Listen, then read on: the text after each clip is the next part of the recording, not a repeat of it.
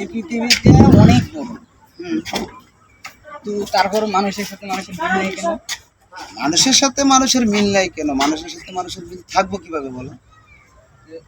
এই আল্লাহ পাক সৃষ্টি করছে, তোমার একা সৃষ্টি করছে, আমার একা সৃষ্টি করছে, কারোর সাথে কারো মিল আছে?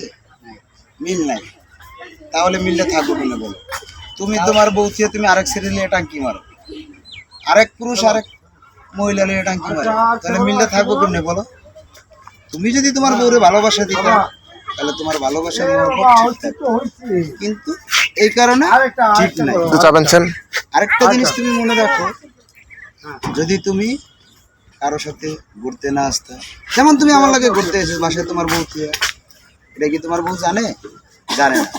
তাহলে তুমি কিভাবে বিশ্বাস করবে? আল্লাহ পাক তো সৃষ্টি করছে তোমাকে আমাকে, কিন্তু আমার জন্য টাঙ্কি মারার জন্য।